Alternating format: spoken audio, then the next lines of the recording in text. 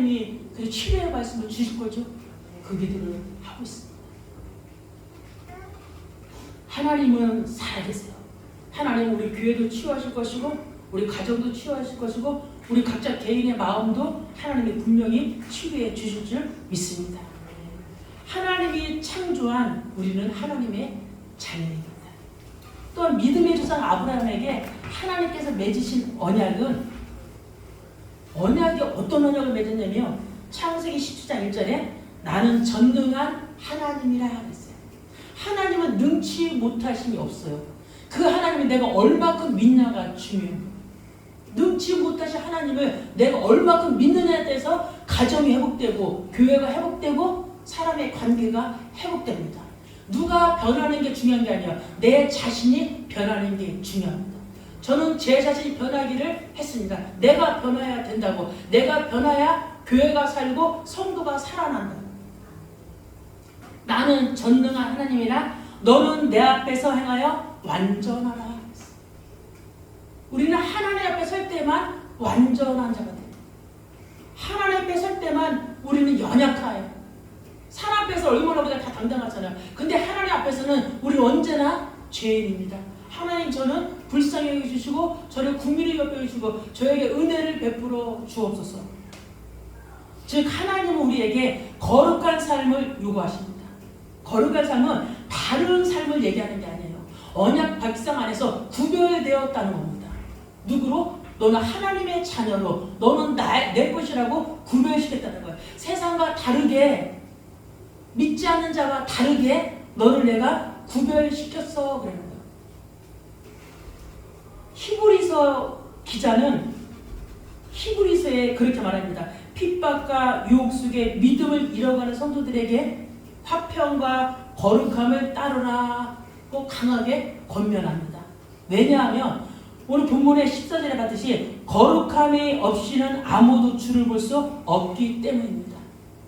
우리가 사람 앞에서는 나 신앙 좋아, 나 믿음 좋아, 나 대단한 사람에게도 우리 하나님 앞에 서면은 작아집니다. 왜? 하나님 우리의 모든 것을 다 보고 있기 때문에요. 사람 앞에서는 거짓말 시킬 수 있어요. 근데 하나님 앞에서는 우리를 붉고 가던 눈동자로 우리를 낱낱이 보고 계시는 그 하나님 앞에서는 난 항상 죄인이잖아요. 나는 연약하잖아요. 하나님 제가 오늘도 이런 죄를 졌습니다. 내가 오늘도 이렇게 실수하고 이렇게 누구를 미워했고 내가 이렇게 이랬던 삶을 살았습니다. 하나님 앞에서는 우리가 그렇게 회개를 해야 된다는 겁니다. 첫 번째입니다. 언약 백성의 화평함과 거룩함은 우리 14절에 모든 사람과 더불어 화평함과 거룩함을 따르라 그랬어요. 이 따르라는 말은 끊임없이 추구하라는 말의 의미입니다.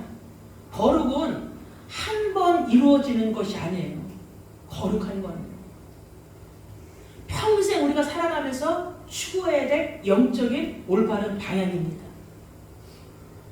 그래서 화평은 하나님과 사람 사이의 관계에서 회복되는 화평이냐. 하나님과 사람 사이에서 화평이 되는 것이고 거룩은 하나님과 나와의 관계입니다. 그러니까 사람과도 함부로 살면 안 돼요. 막 살면 안 돼요. 그래서 베드로전서 2장 9절에는 그러나 너희는 택하신 족속이요 왕 같은 제사장들이요 거룩한 나라요 그의 소유가 된 백성이니 너희를 어두운 데서 불러내어 그 기이한 빛에 들어가게 하신 이의 아름다운 덕을 선포하게 하려 하시니라 그랬어요. 하나님 우리를 어떻게 불렀냐? 너는 택하신 족속이야. 왕 같은 제사장이야. 너는 거룩한 나라야 그랬어요. 그래서 우리가 기죽으면 안 돼요. 진짜 당당하게 자신감 있게. 근데 그렇게 사는데 사람들을 무시하면 안 돼요. 사람을 내리까르면 안 돼요. 사람을 나보다 낮게 여기는 그런 사람들이 되어야 될 줄 믿습니다. 화평이 없는 공동체는 언약의 사랑을 잃은 공동체입니다. 화평이 없는 공동체는요. 그래서 마태복음 5장 9절에 그렇게 말해요. 예수님이 화평케 하는 자는 복이 있나니 그들이 하나님의 아들이라 일컬음을 받을 것입니다. 그래요.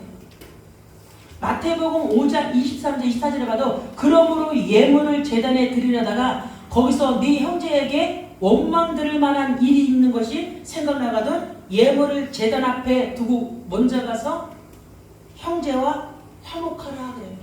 화평은 화목이에요. 성도가 성도 간에 화목하고 가족이 가족 간에 화목하는 겁니다. 거룩이 없는 신앙은 언약 중심을 잃은 신앙입니다. 예수 그리스도의 보혈 피로 말미암아 우리가 화평과 거룩을 이루는 그런 자들이 되었어요. 예수 그리스도가 아니고는 아무리 화평케 해도 아무리 잘 형제와 잘 살아도 아무런 소용이 없어요. 언젠가 우리는 인간은 한계를 맞게 돼요. 그래서 늘 부부간에도 친한 사람끼리 말하잖아요. 내가 9번 봐줬어. 이 한 번은 내가 더 한 번만 더 그러면 난 너 못 봐줘. 그게 인간의 조건적인 사랑입니다. 하나님의 사랑, 예수님의 사랑은 끊임없는 사랑. 끊임없는. 그걸 우리가 배워야 되는 겁니다. 그게 화평이고 그게 거룩을 지키는 삶이구나. 그래서 하나님께서는 우리를 세상과 다르게 살라고 부르셨어요. 우리는 세상과 달라요. 세상 사람이 고민하면은 세상 사람들이 염려하면 우리는 뭐라 그래요? 염려하지 마세요 그래야 돼요. 같이 염려해주고 같이 막 욕하고 같이 싸우면 안 돼요.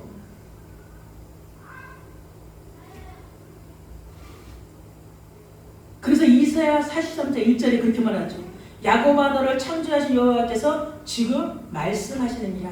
이스라엘아 너를 지으신 이가 말씀하시느니라. 너는 두려워하지 말라. 내가 너를 구속하였고 내가 너를 지명하여 부르나니 너는 내 것이라.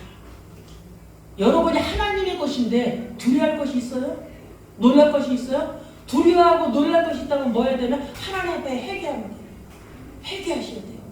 우리 가정에 오래된 문제가 해결되지 않는다. 내 경제의 문제가 오랫동안 뭐가 해결되지 않는다. 내 건강의 문제가 너무 오래 간다. 그럴 때는 주님 뭐 해야 되는지 아세요? 회개하셔야 돼요. 하나님은 화평케 하고 거룩을 지키는 삶을 살려고 했는데 우리 안에 오래된 문제가 있다면 누가 문제요? 그 상대방의 문제가 아니에요. 나의 문제입니다. 깨달은 사람들은 하나님께 회개의 영을 불러달라고 하면서 회개를 해야 됩니다.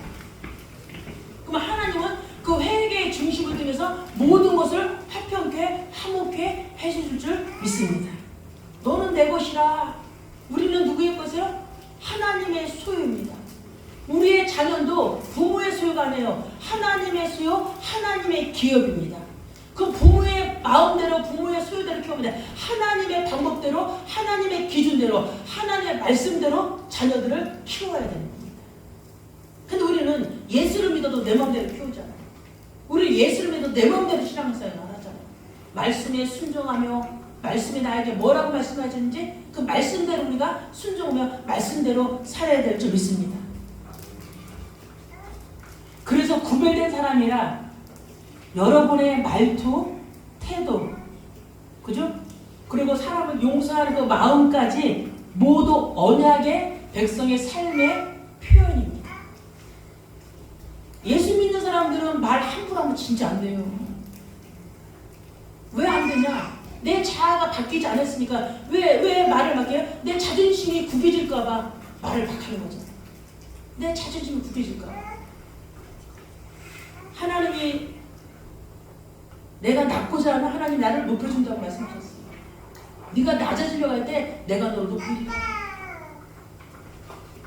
잠언 16장 16, 17절에 보면 여호와께서 미워하시는 것 곧 그의 마음에 싫어하시는 것이 예니불까지니 곧 교만한 눈과 거짓된 혀와 무지한 자의 피를 흘리는 손과 악한 계기를 꾀하는 마음과 빨리 악으로 달려가는 말과 거짓을 말하는 망령된 증인과 및 형제 사이를 이간한 자이니라 하셨습니다. 여호와께서 미워하시고 싫어하시는 것이 있어요. 그게 7가지. 더 많지만은 잠언에서는 그렇게 말합니다. 교만한 눈과 거짓된 혀와 무지한 자의 피를 흘리는 손과 또 악한 계기를 꾀하는 마음과 빨리 악으로 달려가는 발과 거짓을 말하는 망령된 증인과 형제 사이를 이간하는 자다. 우리는 사람 앞에서도 이익 손해를 가지고 말하잖아요. 성경은 하나님의 자녀는 손해봐도 이익을 따지지 말라고 해요. 성경대로 살면 가정이 화평합니다. 이 성경은 하나님의 말씀이고 성경은 율법이에요. 율법을 하나님이 폐하러 온 게 아니에요. 율법을 완성하러 오신 거예요. 그 예수님이 그랬잖아. 내가 세계명을 너에게 주노니 그랬잖아. 내가 너희를 사랑한 것처럼 너희도 서로 사랑하라. 서로 사랑하는 거예요. 아내는 남편을 사랑하고 남편은 아내를 사랑하고 부모를 자식을 사랑하고 자식은 부모를 사랑하고 이게 안 돼. 안 되면 믿는 자가 먼저 솔선수범을 하는 거죠. 믿지 않는 자는 마귀의 자녀인데 어둠에 있는데 우리는 예수 믿은 빛이라고 하면서 왜 빛의 삶을 안 살고 우리도 같이 어둠의 삶을 살려고 그래요. 같이 욕하고 싸워서 되는 게 아니잖아요. 내가 믿는다면 그 믿는 자끼리는 어떻게 하냐 그럼 같이 믿는데 깨달은 자가 양보하는 겁니다. 저는 이 땅에 살면서 원수 맺는 사람을 한 명도 안 질려봐요. 성경에 말했기 때문에 나에게 아무리 악한 말을 해도 피하면 돼. 피하고 다시 만나면 돼. 그게 하나님의 마음이에요. 그게 십자가의 마음이에요. 십자가의 사랑이에요. 우리가 다시 깨달아야 돼요. 머리를 알았던 그 복음을 나는 잘하는 사람이야. 나는 복음 많이 알아. 나는 말씀 많이 알아. 그거 아니에요. 우리의 말씀 복음은 삶에서 행하는 겁니다. 그렇게 행하는 사람도 있겠죠. 삶에서 행하는 거예요. 그래서 빛입니다. 우리가 빛이에요. 가는 곳마다 살려내는 거예요. 그래서 우리 입술에서는 부정적인 말, 원망의 말, 미움의 말 나가는 게 아니라 사랑의 말, 용서의 말, 축복의 말, 살리는 말, 믿음의 말. 그러면 가정이 어떤 가정이 되겠어요? 가정이 천국 가정이 되겠죠. 가정이요. 그럼 교회가 어떤 가정이 교회가 되겠어요? 천국 교회가 되겠죠. 저부터 실천하겠죠. 제가 먼저 실천해야지 누가 먼저 실천하겠어요. 각 가정에서 각자 깨달은 사람은 각 가정에 실천하세요. 우리 가정은 내가 천국 가정을 만들겠다. 한 사람이 죽어지면 돼요. 죽어졌는데 내 힘으로 죽어지면 안 돼. 은혜 충만히 받았어. 십자가의 사랑이 충만할 때 한계가 없어. 한계마저도 또 말씀드리고 예배드리면 그 한계가 무너져. 내 힘으로 하는 건 한계 맞아. 내 힘으로 하는 것은 언제나 한 번 못 찾는 거예요. 그러니까 9가지가 다 도로못되는 거예요. 한 번. 근데 은혜가 충만한 사람, 믿음이 충만한 사람, 늘 주를 바라보는 사람은 10번의 한계도 안 맞아요. 그냥 다 이해하고 넘어가요. 이해 못하면은 잠시 아무 말 안 하면 돼. 그리고 하나님께 기도하면 돼. 기도가 더 빨라요. 그래서 주가 일하시네. 우리 가정에 주님이 일하셔야 돼요. 우리 가정에, 우리 교회에 주가 일하셔야 돼요. 그렇다고 오래 말하지 말라는 게 아니에요. 서서히 기도하면서 다가가야죠. 깨달은 자가. 거룩은요, 율법적 완벽함이 아닙니다. 하나님 중심으로 살아가려는 방향이에요. 하나님 중심으로 살아가려는 방향이에요. 율법을 아무리 다 지켜도 하나님 중심으로 살아가지 못하면은 그건 거룩한 삶이 아니에요. 거룩은 뭐냐면 하나님 중심으로 살아가는 방향입니다. 그래서 넘어져도 다시 하나님께로 돌아오는 태도, 그것이 거룩함이에요. 우리는 날마다 넘어지잖아요. 그러니까 뻔뻔스럽게 또 누구한테 와요? 주님 앞에 나요. 근데 아무리 내 자아가 안 깨지고 내 속사람이 부서지고 깨지지 않고서 하나님 앞에 오면은 교회 10년 다니고 20년 다니고 소용없어요. 남들이 봤을 때 저 사람 자아 세다. 저 사람 진짜 세다. 예수 믿는데도 그런 사람 되게 많거든요. 그럼 하나님을 진짜 안 믿는 거예요. 십자가 사랑을 진짜 못 믿는 거예요. 내 자아가 깨진다고 내 자존심이 무너진다고 무너지는 게 아닙니다. 그건 무너지는 게 아니에요. 하나님은 그 사람을 더 높이고 세워주십니다.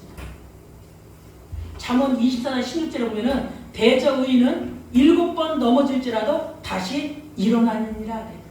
7번 넘어져도 일어나면 되죠. 그리고 주님 붙잡는 거예요. 내가 십자가의 그 사랑, 십자가의 은혜, 십자가의 능력이 저에게 머물게 하옵소서. 저는 더럽고 추하고 악한 죄인입니다. 그런데 하나님, 내 모든 악, 내 마음속에 여러 가지 죄악을 주님의 보혈의 피로 깨끗이 씻기길 원합니다. 가정에서 모범이 돼야지. 그죠? 우리 부인이 변했어. 우리 아내가 변했어. 우리 남편이 변했어. 그래야 먹어오죠. 교회를 10년 다녔는데도 변하지 않고 20년 다녔는데도 변하지 않고 나 예수 믿는 사람이야. 나 그리스도 다 알아. 나 보통 사람 아니야. 말로선 변할 수가 없어요. 사람이 변하는 거는 뭐가 돼요? 마음과 생각과 삶이 변해야지 내 가까운 사람이 변화됩니다. 우리는 날마다 깨지고 부서져야 돼요. 두 번째, 언약을 더럽히는 내면의 독, 쓴뿌리를 제거하라. 15절. 쓴뿌리가 나서 괴롭게 하여 많은 사람이 이로 말미암아 더럽게 되지 않게 하며 그러죠. 쓴뿌리는 신명기 29장 18절에서 유래된 그 말씀입니다. 그곳에서 하나님은 이방신을 쫓아 언약을 떠나는 자, 하나님은 오직 유일신, 오직 여호와 하나님만을 섬기라고 말했었잖아요. 다른 신을 섬기지 말라. 근데 이스라엘 백성들은 하나님보다도 더 다른 우상들을 섬기고 있는 겁니다. 근데 이방 신들을 쫓아, 이들은 전능의 하나님을 믿는 게 아니에요. 자기의 문제를 해결해주고 좀 뭔가 회복되면 거기 따라가는 거예요. 그걸 쓴뿌리라고 말합니다. 즉 쓴뿌리는 겉으로는 신앙인이지만은 마음속 깊은 곳에 하나님보다 다른 것을 더 사랑하는 마음을 표현하는 거예요. 겉으로는 신앙이, 문의는 얼마나 신앙이. 그래서 디모데서 3장 5절에 말하잖아요. 경건의 모양은 있으나 경건의 능력을 부인하니 이 같은 자들에게서 네가 돌아서라 하며. 문의는 엄청나게 거룩해. 야, 하나님 믿는다고 말하지, 주일 되면 교회 가지, 또 뭐 난 하나님 얘기를 엄청 하지. 그런데 그 사람에게는 경건의 능력이 없다는 겁니다. 그래서 우리는 어떤 사람이 돼야 되냐면 겉과 속이 같은 사람. 진짜예요. 우리 문의는 얼마나 다 평범하고 저기 합니까? 이 속 사람에서는 우리도 악이 가득 차잖아요. 그 저는 날마다 회개합니다. 내 안에 왜 이렇게 악이 많은지 하나님, 내 안에 왜 이렇게 독이 많은지, 내 안에 화가 왜 이렇게 많은지 하나님. 나 같은 죄인이 천국 갈 수 있을까요? 이렇게 미워하면서 그걸 날마다 저는 주님 앞에 회개해요. 하나님, 내 안에 있는 모든 더러운 죄악들을 깨끗이 십자가의 보혈의 피로 씻겨달라. 문의를 예배드려. 그죠? 문의를 하나님 자녀고 예배드리고 찬양하고 형식은 있는데 삶은 하나님과 전혀 상관없이 자기의 감정대로 살아가는 사람들이 너무 많아요. 왜 부정적인 말, 원망의 말을 하고 살아가죠? 이러한 사람의 삶에는 하나님의 능력과 성령의 역사가 나타날 수가 없어요. 자세히 생각해보세요. 내 삶에 하나님의 능력이 나타나고 있는 거예요. 내 삶에 성령의 역사가 나타나고 있는 거예요. 육신의 병이 무서운 게 아닙니다. 우리 육신의 병이 무서운 게 아니에요. 마음의 병, 영적인 병이 더 무서워요. 그걸 치유를 못하면 다른 사람들을 힘들게 합니다. 목사라도 치유 못하면 성도를 힘들게 할 수 있어요. 그래서 겉사람보다 더 중요한 게 속사람, 내면의 상처가 치유돼야 합니다. 내면의 상처가. 그래서 고린도서 4장 16절에 그렇게 말하죠. 그러므로 우리가 낙심하지 아니하노니 우리의 겉사람은 낡아지나 우리의 속사람은 날로 새로워진다. 우리가 주목하는 것은 눈에 보이는 것이 아니요 눈에 보이지 않는 것이라고 했잖아요. 눈에 보이는 것은 잠깐이야. 눈에 보이지 않는 것은 영원합니다. 우리가 하나님의 나라를 해서 저 천국에서 이 땅에서 우리는 땅의 지체를 죽이며 살아가는 거예요. 우리의 마음속에는 여러 가지 뿌리가 있어요. 오래된 상처의 뿌리, 미움과 비교의 뿌리, 탐욕의 뿌리, 교만의 뿌리, 이러한 것들을 뽑히지 않으면 신앙의 열매가 맺혀지지 않습니다. 사도 바울은 말했어요. 성령의 열매를 맺혀야 된다고요. 사랑과 희락과 화평과 오랜 참음과 자비와 양선과 충성과 온유와 절제, 이 같은 것을 금할 법이 없다고 사도 바울이 갈라디아 5장 23, 24절에 말했어요. 성령의 열매를 맺히는 삶을 살아가는 거예요.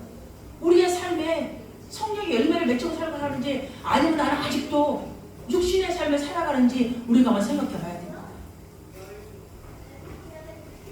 왜 원망의 말을 합니까? 상처받아 사는 거잖아요. 왜 미움의 말을 합니까? 상처받았기 때문에 하는 거예요. 그래서 우리는 그 상처를 치유받자는 거예요. 오직 예수 그리스도의 십자가의 보혈의 피로요. 그 피만이, 예수 그리스도의 십자가의 피만이 우리의 상처를 치유할 수 있어요. 우리의 상처의 그 뿌리, 미움과 비교의 뿌리, 탐욕의 뿌리, 교만의 뿌리, 나 오늘부터 교만 안 할 거야, 나 오늘부터 탐욕 없앨 거야, 나 오늘부터 상처 없앨 거야. 없어지지 않아요. 십자가의 보혈의 피가 우리 안에 들어가야지만이 상처에, 그렇기 때문에 우리가 예배드리는 거예요. 그렇기 때문에 우리가 영적인 삶을 살려고 발버둥 치는 겁니다. 오늘 요셉과 요셉의 형들을 보면 알 수 있어요. 우리 요셉과 요셉의 형들을 보면 알 수 있어요. 요셉은 상처가 치유된 사람이에요. 요셉은. 근데 요셉의 형들은 상처가 치유가 안 됐어요. 요셉은 어릴 때부터 아버지를 통해서 되게 언약을 받았어요. 12아들이 다 언약을 받았겠죠. 요셉이 받은 그 언약. 그죠? 근데 그새 하나님이 요셉을 받은 그 언약을 가지고 요셉은 끝까지 그 믿음을 지키면서 갔어요. 근데 형들은 아버지의 사랑을 못 받았다고 그게 상처가 그냥 끝까지 있는 거예요. 언약 안에 있는 같은 자녀인데도 불구하고 한쪽은 상처가 치유받고 한쪽은 상처를 치유받지 못하고, 그리고 어느 날 아버지가 요셉에게 말했잖아요. 형들에게 가서 형들이 잘 있나 한번 봐라. 요셉이 가는데 그 형들이 말하잖아요. 저 꿈꾸는 자가 온다. 기분 나쁘다는 거지. 저걸 어떻게, 그 마음속에는, 이 형들의 마음속에 늘 분노가 있는 거야. 저걸 어떻게 하면 내가 없애고, 저걸 어떻게 하면 내가 저걸 못당먹이고, 저걸 어떻게 하면 내가 죽여버릴까. 그럼 미움의 독소가 깔려있는 거야. 미움의 독소가 깔려있으면 환경과 상황이 만나면 그걸 실행합니까? 아닌가? 실행을 하는 거예요. 요셉이니까 형들이 죽일 음모를 짜는 거예요. 요셉을 구덩이에 넣었더니 하나님이 선하게 건져주시고, 그 요셉을 결국 어떻게 노예로 팔아버리는 거죠. 아무리 말씀을 들어도, 아무리 예배를 드려도 하나님이 깨달음을 없으면요 치유 못 받아요.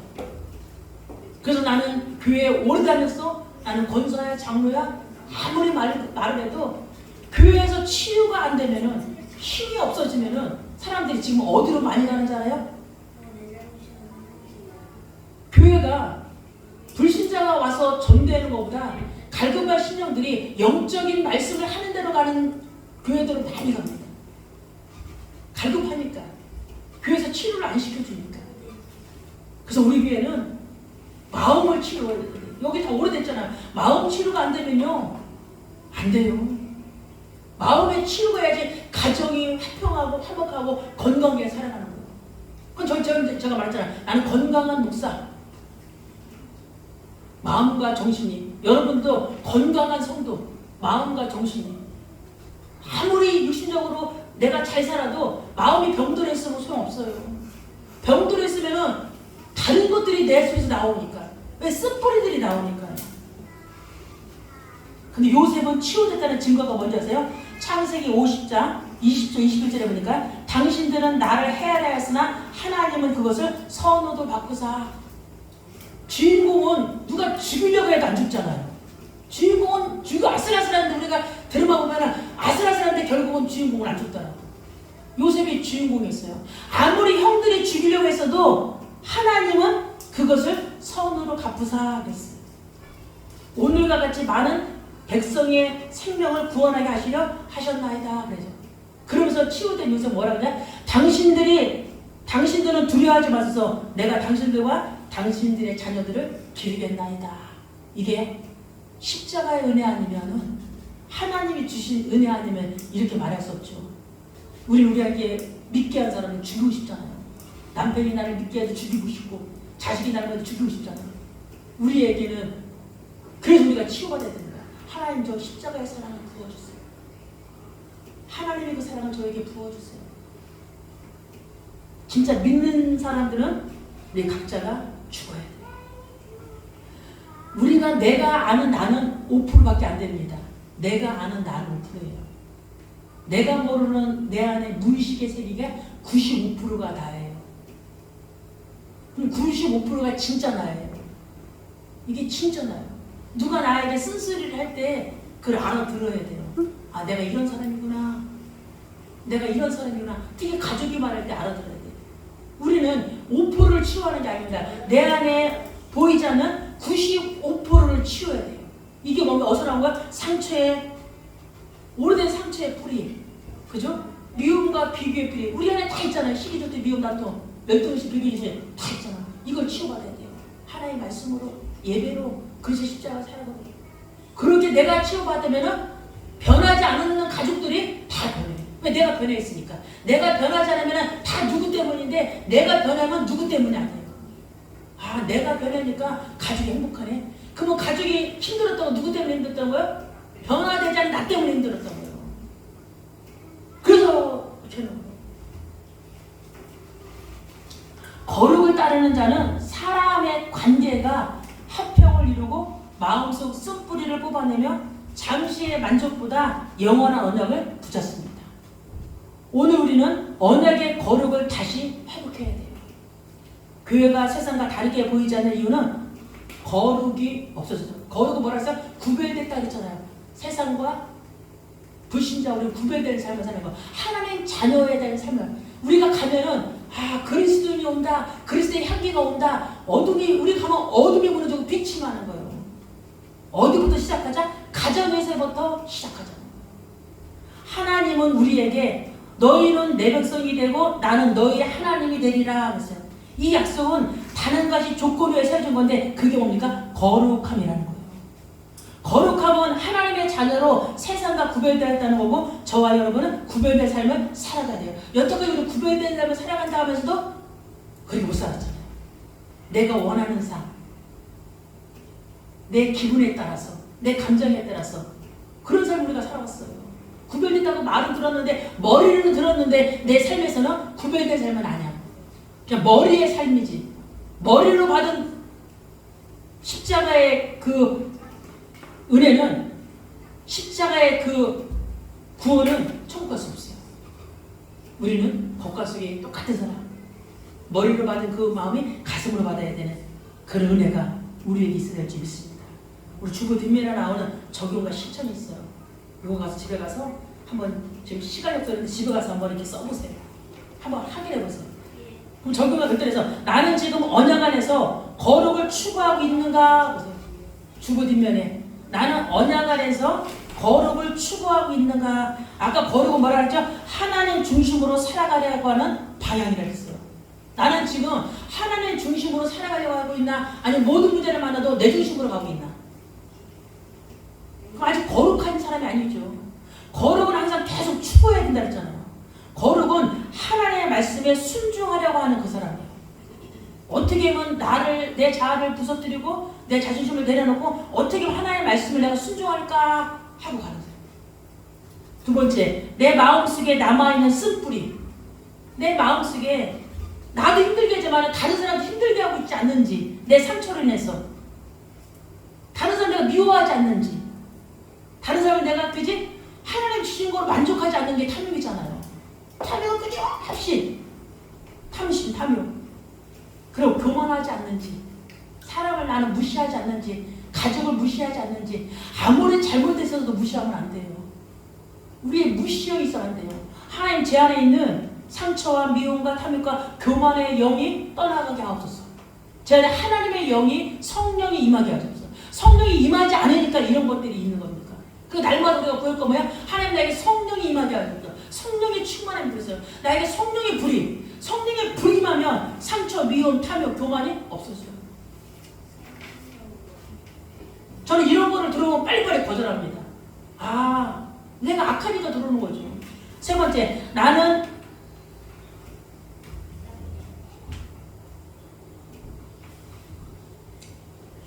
오늘 에서 얘기를 안 했네. 에서. 오늘 본문의 에서가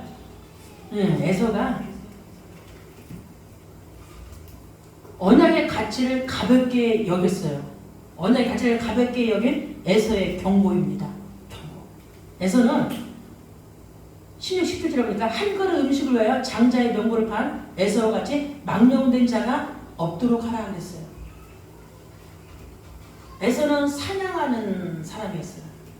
야곱은 집에서 엄마를 돌보는 사람이었고, 에서가 어느 날 사냥하고 돌아오다가 배가 너무 고픈 거예요. 그 보니까 와서 뭐래요? 야 8,000원으로 줘라. 그러니까 야곱이 그럽니다. 형의 장자의 명분을 나한테 팔라. 8,000원 팔라. 그건 장자의 명분이 그 엄청난 건데 장자의 명 아버지의 대를 이루는 거예요. 아버지의 대를 이루는데 그걸 너무 가볍게 그 언약을 가볍게 여긴 거예요. 그래 아유 8,000원 내가 배고플 건데 이게 뭔 소용이 있어. 그래서 8,000원짜리 팔아버린 겁니다. 그래서 그랬잖아. 에서는 언약을 가볍게 여겼다 그랬어요. 가볍게. 하나님의 언약을 우리가 말씀을 가볍게 여기면 안 돼요. 우리가 예배를 우습게 여기면 안 돼요.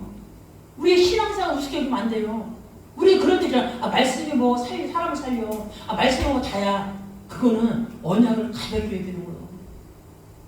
그거를 계속하면 하나님 나중에 버려버려요. 그 사람.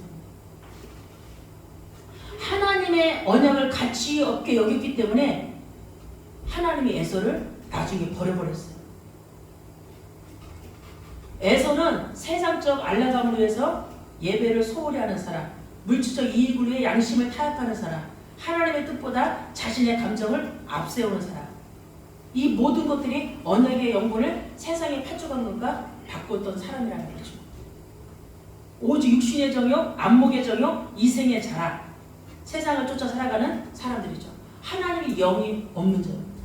우리가 보기에 우리가 하나님의 영이 있는 것 같잖아요. 하나님의 영이 없기 때문에 이러지도 않은 거예요. 하나님의 영이 내게 있으면 이러지도 않았죠.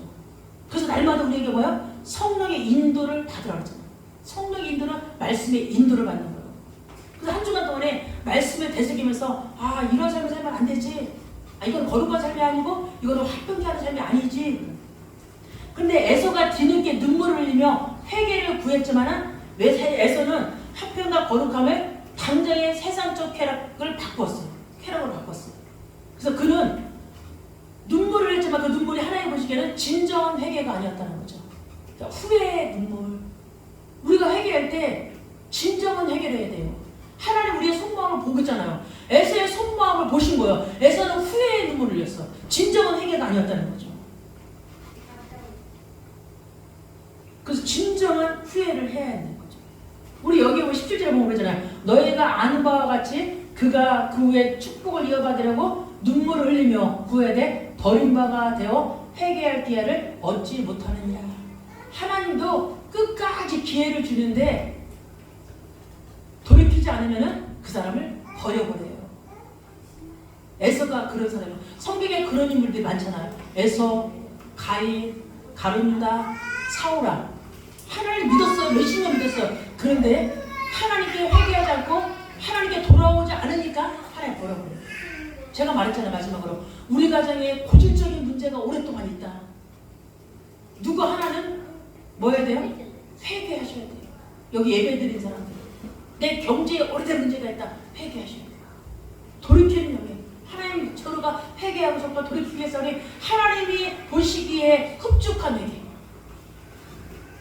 한 주간에도 우리의 모든 삶 속에서 화평과 거룩을 지키는 그런 삶을 사시기 바랍니다.